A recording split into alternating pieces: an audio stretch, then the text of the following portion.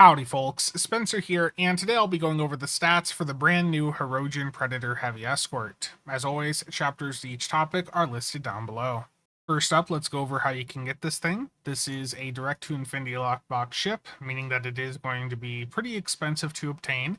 You can either gamble for it with the rather atrocious drop rates, or you can just buy one off the player exchange for a bit over $1 billion EC. And of course, given that it is a lockbox ship, it's going to be very expensive, and it's also just going to be for a single character. As of me recording this, there would be no way for you to get this ship on account-wide unlock. And I'll also note that if you're wanting this ship for free, you would be able to get it from future event campaigns starting in 2025 onwards. And as for the release date, it drops on PC August 22nd of 2024 and drops over on console on September 19th. And one other thing I want to note with this is that given that this is a T6 version of the Hirogen Hunter, with this being added into the game, that means that the Tier 5 version of the Hirogen Hunter should no longer be available from the Infinity Tier 5 ship choice pack. So when that happens, the Hirogen Hunter should go up price-wise on the exchange, which we're already seeing just with the announcement. So if you're wanting to grab a few of the T5 Hirogen Hunters prior to this releasing, and you happen to have some T5 ship boxes, then make sure to go in and open them and select the Hirogen Hunter prior to the 22nd on PC or September 19th over on console. And heading over to the stats, this thing has a hull modifier of 1.3, shield mod of 1.1. It has a 5.2 weapon setup plus an experimental weapon slot. It has 2 device slots. We'll go over the bridge officers in a moment. Console-wise, 5 TAC, 4 Ing, and 2 Psi. Base turn rate of 17, impulse mod of 0.22, inertia of 75. So this ship is going to move around very, very well. Plus 15 weapon power, plus 5 engine power. It can, of course, use dual cannons, dual heavies. It has pilot maneuvers. It does have a commander pilot. And it has the escort mastery package. Now, for the bridge officer setup, you have a commander TAC with pilot, a lieutenant commander engineer, a lieutenant commander universal with intel, a lieutenant universal, and an ensign tactical. So it's a pilot intel combo, which is something that we've seen on a few escorts before. So the question is, how does this stack up against the other pilot intel combo escorts out there?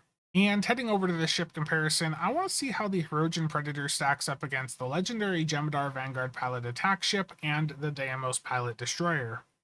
So pricing wise, both of those alternatives just absolutely destroy the Hirogen Predator. The Hirogen Predator is a lockbox ship, which on average, again, is going to cost you about $216 to get for a single character. Whereas the legendary Jem'Hadar attack ship is available from the legendary Dominion Captain bundle, which costs just under $60 during a sale. And the Deimos pilot destroyer, which is another lockbox ship, also happens to be available from the MUD's fighter pilot choice pack, which is going to set you back just under $150 during a sale, which means that the Hirogen Predator is on average so expensive that for the cost to obtain it for a single character, you could get these other 2 options on account-wide unlock alongside some other ships and still have a few bucks to spare. So pricing-wise, the Hirogen Hunter the Hirogen Predator is just in a really, really bad spot right now. And for the actual stats, the Hirogen does have a slight lead when it comes to survivability. It has a slightly higher hull and shield mod versus the other options. Mobility-wise, the Jem'Hadar attack ship does come out ahead with a higher turn rate. Power bonuses are pretty much comparable between all 3 of these. And for the bridge officer setup, that's where we see the biggest differences. The Deimos, while it is a capable platform, the Deimos does not have the flexibility that these other ones have. The Deimos simply has an ensign universal, which doesn't give you much flexibility with how you can build it out. But between the Hirogen Predator and the legendary attack ship, they're pretty comparable with their flexibility, and the Vanguard ship, the legendary Jem'Hadar, does end up winning out, given that it has 2 lieutenant commander universals versus the Hirogen having a lieutenant commander plus a lieutenant. So you do get just a smidge more flexibility with that Jem'Hadar ship. The weapon setup is the exact same on all of these, and the only other major differences here are that the Hirogen does get an extra isomag over the legendary Jemadar, but the Jemadar does have that Vanguard mechanic, which means it does have wingmen assisting you in combat. So, these two ships, well, really all three of them are very comparable, but I would say between the three, if I was going out and flying one of these on a regular basis, even if these were all the same cost, I would go for the legendary Jemadar just because the feature set with the wingman mechanic is rather nice. So the Hirogen Hunter or the Hirogen Predator, um, it is a good platform, but it doesn't really do anything different that you can't already do with these existing cheaper platforms. And for the Admiralty stats, I'm pretty sure the blog is wrong, given that this is a tactical ship. But the numbers it lists here are Engineering 65, Science 42, and TAC 19. To me, I think Science would probably be the lowest. So I think in reality, this is probably Engineering 42, Science 19, and TAC 65 with the special of plus 15 all one alone. Again, could be wrong, but the blog just doesn't really make sense given this is a tactical ship. It doesn't make sense for TAC to be the lowest. And for the console, we have Field of Prey. This will cast a net of mobile emitters around your vessel, which follow you, placate enemies, destroy mines, torpedoes, and small ships caught within the field of prey, and provide you with an ambush bonus when the effect has ended. As the mobile emitters return to your ship, they provide information on your enemies, which makes you a harder target and boosts your damage. This console additionally provides a major passive bonus to maximum hull capacity, and you can use this ship, or you can use this console on any ship in any console slot. So the tooltip here is you create a 5-kilometer point blank area of effect for 15 seconds. This placates foes for 2 seconds, decreases your threat gen, destroys enemy mines, turrets, and targetable torpedoes, and has a 20% chance to destroy enemy fighters and shuttles. After 15 seconds, you'll gain an ambush for 10 seconds, and that is plus 25% bonus all damage and plus 25 defense rating. And the question is going to be with this console is, can we extend or boost this version of Ambush with bridge officers like the Reman Infiltrators? That's something we'll have to find out once this goes live.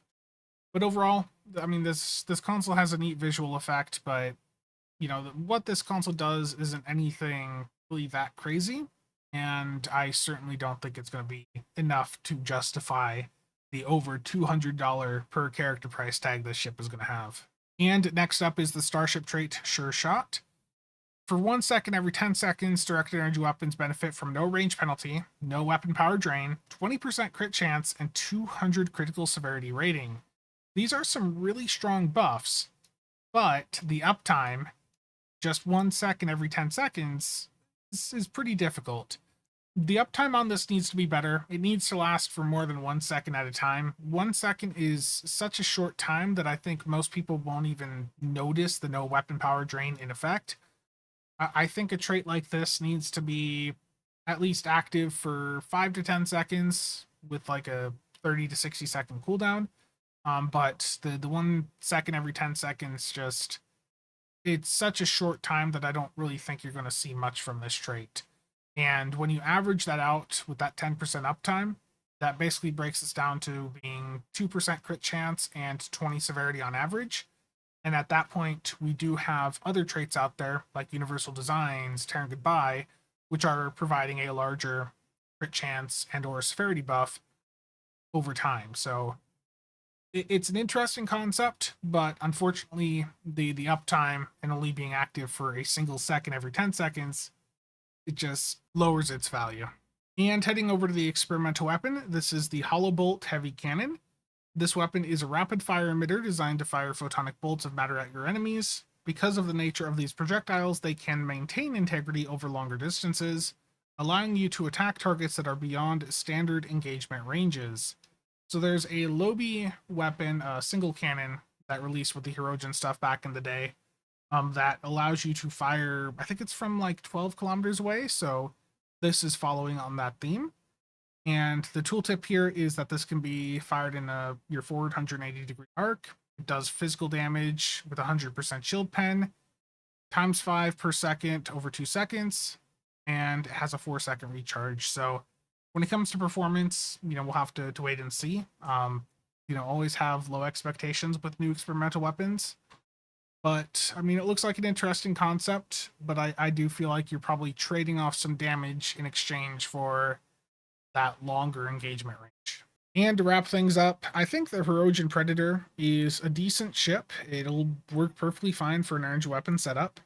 But I think given the price tag on it, I think you're just better off spending your money to pick up the Legendary Dominion Captain bundle. You're getting a ship that is basically the exact same thing on account wide unlock with that. Whereas with this Hirogen ship, if you do pick it up, it's just going to be for a single character. So again, it's not bad. It's just like many other lockbox ships, the price tag is really a hindrance to it. So that's going to be it for today. Let me know what you guys think of this ship down below. And as always, thank you to all channel members and viewers for the continued support. See you guys around.